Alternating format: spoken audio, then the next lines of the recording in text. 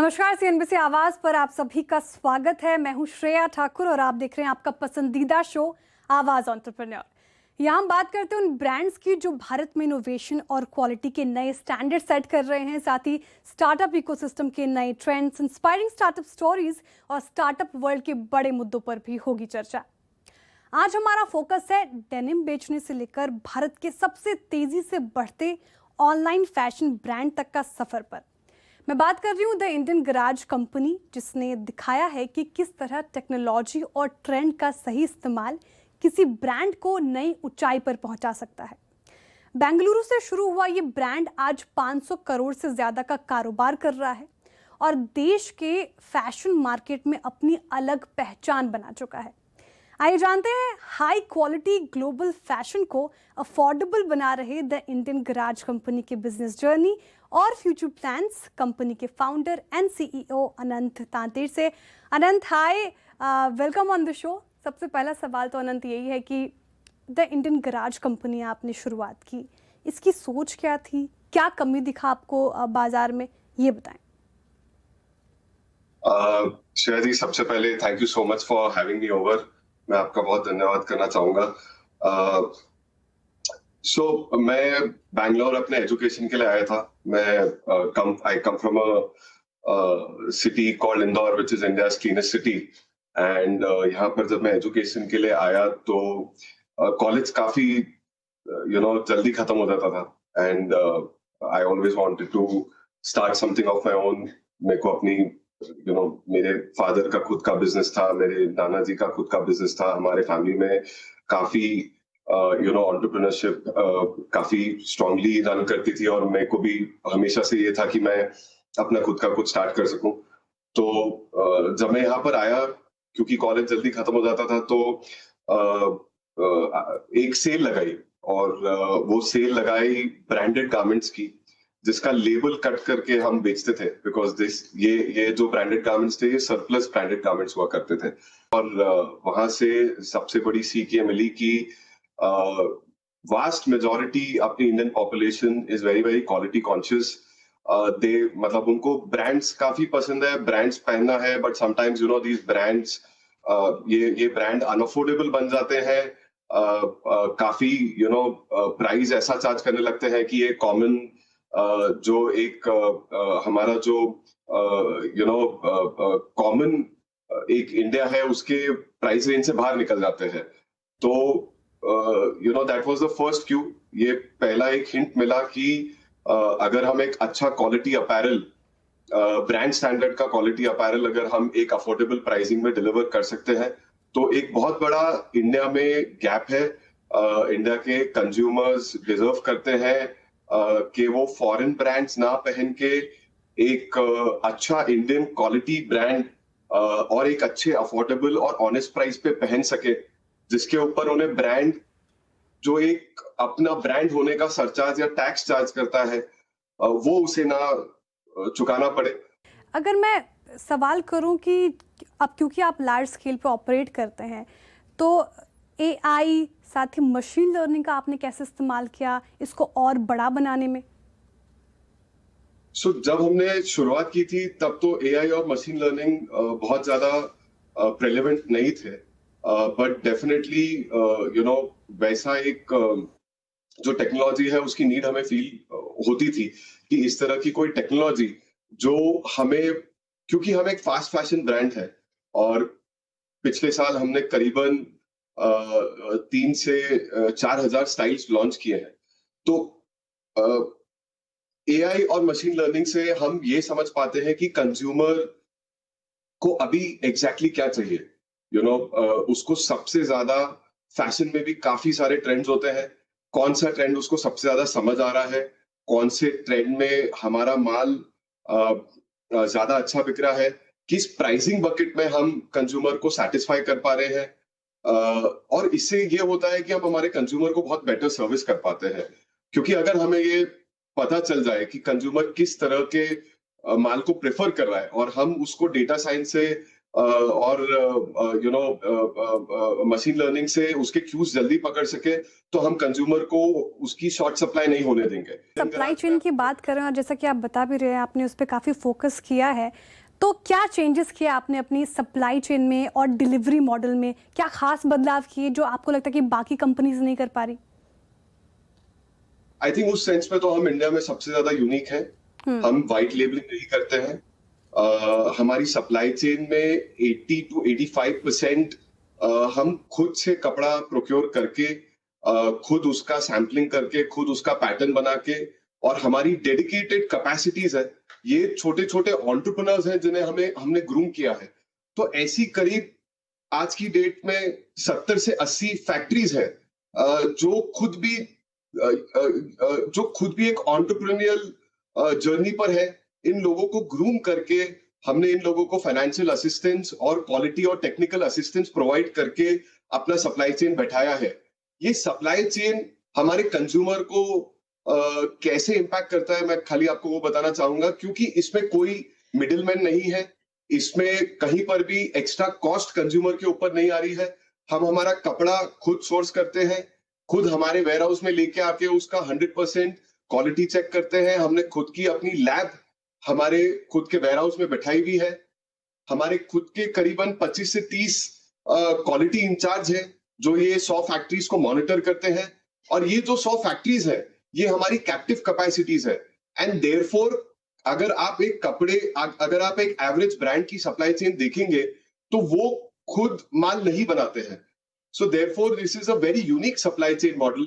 ये इंडिया में मेरी समझ से 90-95% ब्रांड्स के पास में ये मॉडल एग्जिस्ट नहीं करता है। मोस्ट ऑफ द ब्रांड्स आज व्हाइट लेबल करते हैं, दूसरे मैन्युफैक्चरर्स के पास में जाके डिजाइन सोर्सिंग और उन्हीं को मार्जिन देके एक कपड़ा सोर्स कराना। आपने 2-3 बार व्हाइट लेबल एक टर्म जिक्र किया, दर्शकों को थोड़ा आसान भाषा में समझाएंगे व्हाइट लेबल क्या है? कोई मैन्युफैक्चरर बना रहा है और आपको बेच रहा है, आप अपनी लेबल लगाकर उसको बेच रहे हो, that is white labelling? Yes, that is exactly white labelling. और उससे ये होता है कि सप्लाई चेन की जो पूरी श्रृंखला होती है उसके अंदर काफी लोग जुड़ जाते हैं और उन सबके प्रॉफिट्स जुड़ जाते हैं, और वो जो फाइनल भार है वो हमारे कंज्यूमर पर आता है, राइट? तो हम एक मार्केटिंग लेबल नहीं है। इंडियन गैराज मेरी समझ से इस स्केल पर ऑपरेट करने वाली चुनिंदा कुछ कंपनियों में है जिन्होंने इस मॉडल को क्रैक किया है। और हमने इसके साथ में एक एंटरप्रेन्योरशिप मॉडल भी लॉन्च किया है, जहां पर हम जो आज समझिए किसी फैक्ट्री में क्वालिटी इंचार्ज है, फैक्ट्री इंचार्ज है, टेक्निकली साउंड आदमी है और वो खुद का व्यापार करना चाहता है, वो भी खुद एंटरप्रेन्योर बनना चाहता है। एक ब्रांड के तहत आपने कई सब ब्रांड लिए हैं, तो ये सोच कैसे आई जो भी आप बता रहे थे, उसको थोड़ा और डिटेल में समझाइए। तो देखिए क्या होता है कि जब हम एक ब्रांड बनाते हैं तो बहुत ज्यादा बार ऐसा होता है कि हमारे ब्रांड को किसी एक प्रोडक्ट के लिए जाना जाता है कि इसकी टी शर्ट बहुत अच्छी है, इसकी शर्ट बहुत अच्छी है, इसकी डेनिम बहुत अच्छी है। बट अगर आप किसी भी इंडियन गैराज के कंज्यूमर से बात करेंगे तो वो आपको कहेगा ये ब्रांड बहुत अच्छा है क्योंकि इसके सारे कपड़े बहुत अच्छे हैं, राइट? तो हम चाहते हैं कि हमारे कंज्यूमर की वार्डरोब के हर एक लुक को हम सॉल्व कर सके। अगर उसको गोवा जाना है तो हम उसे गोवा के कपड़े दे सके, अगर उसको बिजनेस मीटिंग में जाना है तो हम उसे फॉर्मल कपड़े दे सके, अगर उसको पार्टी में जाना है तो हम उसको एक इवनिंग वेयर सेलेब कलेक्शन हम उसे बुलाते हैं, जो वो पार्टी में पहन के जा सकता है, शादी में पहन के जा सकता है, हम उसे वो दे सके। और अगर उसे एक कैजुअल डेनिम अटायर या चीनों के साथ में चेक शर्ट पहननी है तो हम उसको वो भी दे सके।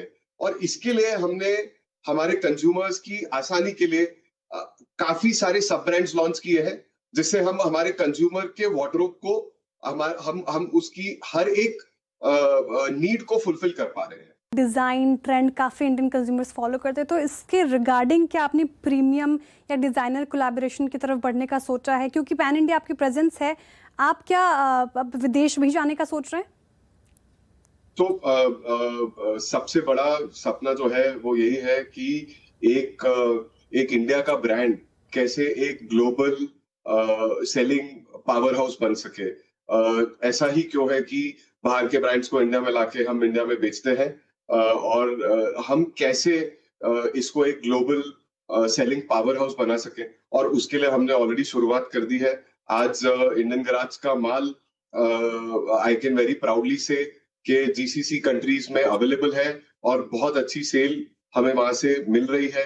हमारे ब्रांड नेम में ही इंडियन है, तो सबसे ज्यादा प्राउड मुझे ये होता है कि जब आज हम यूएस भी एक्सपोर्ट चालू कर रहे हैं, और जब ये ब्रांड यूएस में लिस्ट होगा और यूएस में बिकना चालू होगा, और आज जैसे ये ब्रांड दुबई और सऊदी अरेबिया और बाकी के गल्फ कंट्रीज में बिक रहा है, और जब इसकी लिस्टिंग द इंडियन गराज बोल के होती है, तो काफी प्राउड मुझे लगता है। सो हमारा सबसे बड़ा सपना यही है कि एक global power selling and brand house हम बना सके। That is one thing. और आई थिंक इसकी तरफ हम ऑलरेडी बढ़ चुके हैं, और आने वाले 2 साल में आप देखेंगे कि हम भारत का जो नाम है वो दुनिया भर में for fast fashion and quality fashion, affordable fashion, all of this three combined हम जरूर रोशन करेंगे। बिल्कुल, and all the very best for that Anant. Let's talk numbers now. आपके EBITDA पॉजिटिव है, रेवेन्यू क्या है आपकी, और मार्जिन कैसा है फिलहाल?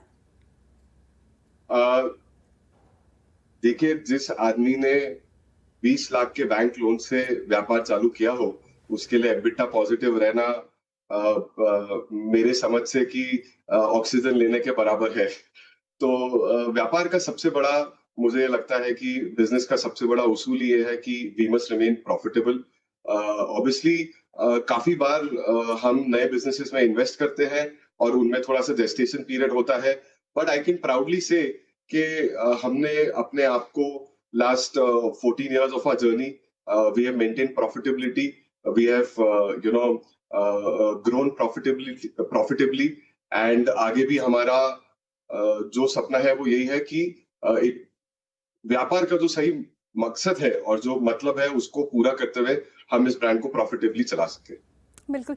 अब अनंत, आपकी यूनिट इकोनॉमिक कैसी है? एक प्रोडक्ट बनाने में, बेचने में, डिलीवर करने में क्या कॉस्ट आती है, उस पर मार्जिन क्या है? रफली आप समझ लीजिए कि कहीं भी 55% के आसपास का इसमें ग्रॉस मार्जिन रहता है, और 40% के आसपास इसमें सेलर एक्सपेंसेस रहते हैं। उसके बाद में ओवरहेड्स वगैरह कट के आपका नेट EBITDA जो है वो डिलीवर होता है। Okay, interesting. अब लेकिन सवाल मेरा अनंत आपसे ये भी था, आपने काफ़ी डिज़ाइन की बात की, अफोर्डेबिलिटी की भी बात करी। आप सिर्फ अभी ऑनलाइन प्रेजेंट हैं, ऑफलाइन की ओर आपने कदम बढ़ाए है? क्या रिटेल स्टोर्स हैं आपके? हाँ जी, सो हमने हमारा पहला रिटेल स्टोर 13 अक्टूबर 2024 में बैंगलोर ब्रिगेड रोड में खोला था, और आज हमारे 9 रिटेल स्टोर्स हैं spread across India. Already 30 retail store हम नए प्लान कर चुके हैं, जिसमें से 20 रिटेल स्टोर 31 मार्च से पहले खुल जाएंगे। This is and we have received phenomenal response for our retail outlets. काफी स्ट्रॉन्ग रिस्पांस है। इसमें हम दोनों कंपनी ओन्ड और फ्रेंचाइजी ओन्ड मॉडल्स लेके आ रहे हैं। हमारा जो उद्देश्य है इस मॉडल के साथ में वो ये है कि जब हम Tier 2 और Tier 3 सिटीज में जाए, तो वहां की जो यंग पॉपुलेशन है, वहां के जो यंग लोग हैं, उनको एक फ्रेंचाइजी पार्टनर बनने का मौका मिले, और वो भी अपनी एंटरप्रेन्योर जर्नी एक इंडियन फैशन ब्रांड के साथ में स्टार्ट कर सके। सो करीबन 10 स्टोर्स जो है अभी वो फ्रेंचाइजी स्टोर्स आ रहे हैं हमारे आगे, और कुछ करीबन 20 स्टोर्स हमारे कंपनी ओन स्टोर्स हैं। इंटरेस्टिंग आनंद, मतलब Tier 2 और Tier 3 सिटीज़ में आप ज़्यादा फोकस कर रहे हैं। अनंत, अगर कोई इस वक्त पैरेलल इंडस्ट्री में कदम रखने का सोच रहा है तो उसको क्या चीज़ें ध्यान में रखनी चाहिए? क्या चैलेंजेस आपको लगता है कि इस वक्त और आने वाले समय में वो फेस कर सकते हैं? देखिए, मुझे ये लगता है कि सबसे पहले अपैरल को टेक्निकली समझना बहुत ज्यादा जरूरी है। अगर आप नहीं समझते हैं तो एक टेक्निकल टीम बनाना बहुत ज्यादा जरूरी है, because this is a very technical business, और इसमें काफी सारे वेरिएबल्स हैं। दूसरा, काफी कैपिटल इंटेंसिव बिजनेस है, और राइट डिजाइन, राइट प्राइसिंग इसका एक बहुत बड़ा लिवर है। इस पर्टिकुलर जो हम अपैरल, जिसको हम फील्ड बोलते हैं, उसके अंदर एंट्री बैरियर जिसे हम कहते हैं बिजनेस में, वो बहुत लो है। देयरफॉर कंपटीशन बहुत ज्यादा है। इसीलिए ये समझना कि बहुत सारी बार क्या होता है, मैं देखता हूँ और काफी लोगों को मैं मेंटर भी करता हूँ अपैरल और फैशन बिजनेस के लिए, तो मुझे ये दिखता है कि बहुत सारी बार मुझे एक अच्छी ब्लैक डेनिम नहीं मिली तो उसको मैं गैप समझ लेता हूँ और उसके अराउंड एक ब्रांड बनाने की कोशिश करता हूँ। अनफॉर्चुनेटली मुझे जो नहीं मिला वो गैप नहीं होती है, इसको समझना सबसे ज्यादा जरूरी है। कंज्यूमर को क्या फाइनली एक लार्ज लेवल पे नहीं मिल पा रहा है, इसको समझने के लिए काफी मेहनत जाती है, मशक्कत जाती है। वो समझने के बाद में उस प्रोडक्ट को कैसे सेट करना, उस प्रोडक्ट को कैसे बनाना at the right cost, a technically right product which your consumer will be happy about, और फिर उसकी इन्वेंट्री साइकिल को कैसे लो रखना, क्योंकि इसमें inventory is a very big मैं इन्वेंट्री को इसमें एसेट भी मानता हूँ और लाइबिलिटी भी मानता हूँ। अगर इन्वेंट्री नहीं है तो धंधा नहीं कर पाएंगे, और अगर इन्वेंट्री कम है या पुरानी है तो भी तकलीफ है। तो उस मॉडल को क्रैक करना इसमें बहुत ज्यादा जरूरी है। तो मेरा जो भी फैशन इंडस्ट्री में आना चाहते हैं, ब्रांड बनाना चाहते हैं, उनको एक ही गाइडेंस रहेगा कि सबसे पहले गारमेंट इंडस्ट्री की टेक्निकल चीजों को समझें, गैप को बहुत थॉरली स्टडी करें, और उसके बाद में अपने कंज्यूमर प्रोडक्ट मार्केट फिट बैठा के ही इस इंडस्ट्री में कदम रखें, समझते हुए कि ये कैपिटल इंटेंसिव बिजनेस है और इसमें कैपिटल की रिक्वायरमेंट काफी यूज रहती है। Interesting Anand, thank you so much आज हमारे साथ जुड़ने के लिए, and that was a very wonderful conversation. Indeed हमारे दर्शकों ने बहुत कुछ सीखा होगा आपके एक्सपीरियंस से। बहुत शुक्रिया आपका। Thank you so much Shreya ji, pleasure. Thank you so much.